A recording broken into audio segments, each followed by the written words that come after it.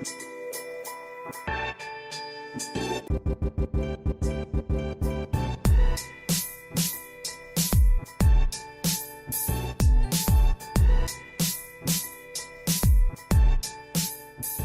everyone, and welcome to this exclusive video series, Adaptable HR, The Future is Now, brought to you by People Matters in association with Allied Solutions. I am Yasmin Taj, Senior Editor with People Matters, and I will be your host for this series, wherein we will be discussing the key findings from Asia Pacific's largest study on the state of HR transformation and talking to some leading CHROs from the region on what adaptability means to them in today's context. In this rapidly evolving world, Adaptable plays a central role in helping organizations navigate the ever-changing business and operating environment, as per the State of HR Transformation Study, which was recently launched by Allied Solutions and People Matters. The third edition of the study focuses on the theme Adaptable HR, as talent and the community at large face an unprecedented challenge triggered by the COVID-19 crisis. It shows how being adaptable is no longer a choice. It is an imperative. It is the inevitable. Everything at the workplace is undergoing dramatic transformation, and interestingly, what could have been a reality of the future has now become the present. And for this episode, it is my pleasure to welcome Nolida Azmi, Chief People and Culture Officer, Balai PNB, and Shashwat Kumar, Vice President and Asia Head, Advisory, Payroll and Cloud Solutions, Allied Solutions. In today's interview, the first part would consist of a briefing session led by Shashwat on the State of HR Transformation Study 2020, wherein he will be taking us through the key highlights and findings of the study, along with taking Nolida's expert inputs and understanding her viewpoints on its relevance in her industry today. We will then move on to an interesting one-on-one conversation with Nolida and ask her some questions around what adaptability means to her in today's context and how her organization is becoming more adaptable in the current times. So without further ado, let's deep dive into Asia Pacific's largest study on HR transformation. Over to you, Shashwat.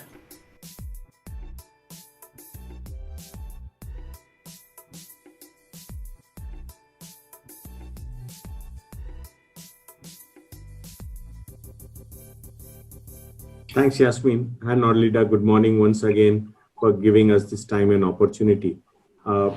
As we get into the study, before getting into the insights itself, I will give you a brief background on what Allied is. I'm sure you will broadly know our history. Allied came out of Hewitt, so that's where the whole DNA of HR transformation goes back to when Hewitt entered into this space, including HR services and HR effectiveness, late 1990s. We have been a leading provider of HR services worldwide since 2004. We moved all our portfolio to cloud and started doing that in 2008 when it was really considered to be, I will say, a really early adopter. And people thought we were being risky, and today it seems normal. And we have been focused on things like consumer experience since 2012. So as a large enterprise firm globally, we are unique in the sense that we are focused only on HR, literally as a boutique, and we are focused on HR transformation. So that's who we are. Now, coming to the study insights, and before I get into deeper into the findings from the research, it's an opportunity to also step back and kind of think through what's happening today. If you really look at the whole challenges of which the environment presents today, HR leaders have been focused on enabling business operations. So if you look at your day-to-day, what you have been doing, HR leaders across industries have been working actively to understand employee sentiments, take care of their well-being. HR has been collaborating really well within HR and also with outside stakeholders, whether it's business, industry, community per se. While doing all of that, HR has also been altering the design of programs, policies, calibrating those on an ongoing basis based on feedback. In many ways, if you look at HR is living the life of adaptability.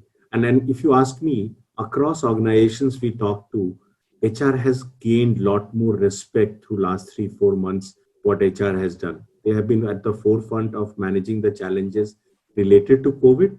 And through that, they have demonstrated some of the hallmarks of what defines an adaptable HR. Now, is it a point in time thing? Certainly not, because if you look at our this research and even previous two cycles of research, what we said was HR expectations from HR is changing across all three dimensions. Think of business and think in terms of business breakthroughs. So as those business breakthroughs and innovations are happening faster, the whole notion of what's expected from HR and the pace of that is changing from business lens. So businesses are reconfiguring faster and so on.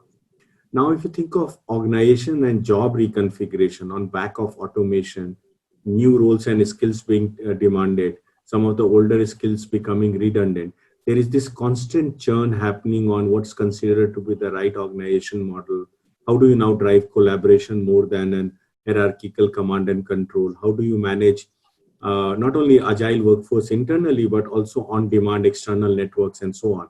So org and job reconfiguration will continue to gain pace. And talent aspirations and experience is the third dimension, which creates a demand for HR, and that's evolving all the time. So what we are saying, and this has been across multiple cycles of research, that these expectations from HR is changing now faster than ever before. COVID really amplified this as a spike, but literally this is going to continue. So what it demands is, it demands an HR which is adaptable, which is able to sense and adjust to new conditions. Through the research, we tested what really are the hallmarks of adaptability. We were supposed to launch this non-leader in February, and then we had to delay it on account of COVID. That gave us a unique opportunity to go out and test the framework even more with some of the largest clients we were working with. As we tested that, we realized that this framework really stands the stress test. Just to explain it simply, we looked at this framework as three things which organization expects. So if you think from an organization lens perspective, the first and foremost things all business leaders will say, there are certain talent outcomes really critical to business, and that's what they expect. So that's where instead of calling it talent outcome, we called it commitment to outcomes, because it's a joint commitment between business and HR to make those outcomes happen and really give priority to those outcomes. It also means that because it's a joint commitment, it is changing all the time based on the ongoing conversations between these two very important stakeholders. The other anchor, which was adoption at heart, is unlike the previous anchor, which used to be around program success, program delivery. Here it's about adoption. So it's about the discipline of how do you think from the lens of the user. That's one. And what will make the whole organization change happen? Because it's not only about the design, it's also around making the right and appropriate changes in the ecosystem to ensure adoption from a user lens perspective. So that's really the second expectation. And the third expectation, instead of calling it people analytics, we called it navigating to the future, because you can have all the analytics in the world. It doesn't help. The analytics which can help you calibrate better to the talent strategy or the outcomes needed by the business and help you move that agenda forward is really the analytics which is most important, and hence the word navigating to the future. So think of that analytics as more of a GPS helping you guide your HR journey. So these were really the three outcomes needed from the business. And to deliver those, we said we need three discipline changes. One was the change in how design is happening. And this change anchors away from doing design, which is more siloed and program driven, which has been kind of getting challenged by progressive HR leaders over now, I will say, multiple years. But here, as you put an outcome lens, outcomes which business will demand will always be talking across multiple programs. So how do you do that collaboration, one? And second, how do you make all HR think from a customer-centric point of view? So while we can call it customer-centric design, design thinking, agile, but fundamentally it's two things: collaborating across functional silos and empathy for the user as you are doing that design. That leads to the second piece around experience and how do you succeed with experience. It's an ongoing discipline. It's not about one-time right design. It's a discipline of getting data, getting feedback, and improving it all the time, which in many ways HR is demonstrating. If you look at the whole COVID challenges, HR is seeking feedback, calibrating changes, again seeking feedback, improving that. So that's an ongoing experience, discipline. And the third piece, when I say governance, this is not the compliance part of governance, which is more LOA and those things. This is really a governance from the lens of how you make roles between business and HR, and within HR itself work better to drive this common agenda. So how do you make this whole collaboration and partnership work better? So that's the third discipline. So that really is the overall framework.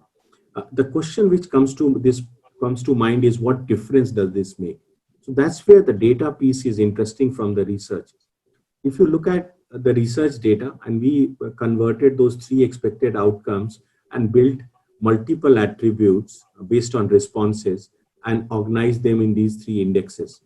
When we looked at the response, ad hoc organizations, so these are organizations who do not have an operating model in place for HR overall and do not have a tech strategy defined, they score the lowest. Now, if you look at organizations who have defined their operating model and are still not too clear about tech strategy, they tend to improve their score by 10, 15, 10, 12%.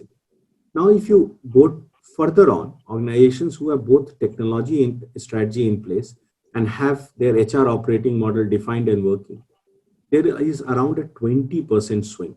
So the thing to note is the pattern of score remains similar, but the score is going up. And this jump of mature organizations by 20%, we kind of call it the digital divide. Since our last three cycles of the study in early leader, we have been very consistent in our realization that digital success in HR is not the success of technology. It's the success of technology, reconfiguration of HR itself, so that you are able to deliver a different experience and outcome outside. So that's really the digital divide. And it's coming out quite strongly with this data. Then we said, okay, these are great three archetypes, and it's actually building some consistent view of adoption. But if you think of adoption is not only about today, it's about the future. What's the aha moment? So we actually looked at further subset of respondents. So these are the mature organizations who are also highly satisfied with their technology. So when we looked at that segment, not only the score went up, efficiency matrices went up, the pattern of response changed. So these were the organizations who were way more confident around navigating to the future. And this, when we actually later on share with you data, we realized that that whole dimension where you start collaborating better with future and problem solving mindset, that's the biggest differentiator which starts pulling the whole organization forward from an HR impact perspective. And we call this the discipline divide.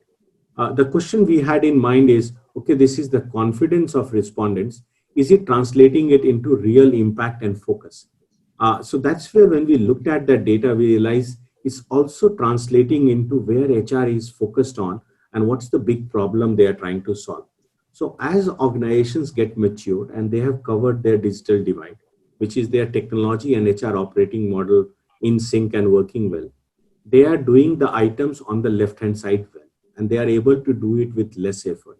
So what it means, these are the organizations who are able to focus on things like culture alignment, working with business to enable the pace of innovation, de-risking critical roles, managing employee experience, aspirations versus engagement. And if you look at, these are the organizations who are able to keep pace with disruptions within HR itself. And when you look at more data later on, or in the report, there is much more in-depth analytics around there. You will realize these are the organizations who are able to adopt newer technologies because they have stable operations, technology is working in sync. They are able to run with newer platforms, newer add-on opportunities, test their success and deploy them with success. So this really starts coloring the picture even more from what difference adaptability is creating. So we said continuing to look forward. If those were the business risks we were talking about, what's the readiness of organizations to address it? And we are talking of a sample size of 1,200 organizations. Even from readiness perspective, as you look at mature archetype of organizations who are more ready to live the life of adaptability, they consistently score higher on all the dimensions. Interestingly, when I look at the extremely mature organizations, what we call as outliers, the score moves even further to the right. So it kind of helped us address the complete story of why adaptability is important. And we said why it's important, because to us it was very clear these are the organizations who are able to enable business transformation with more success. And that's really crux of success of HR transformation, because HR transformation is not really for HR, but it's really for HR to get ready to enable larger business success and business transformation.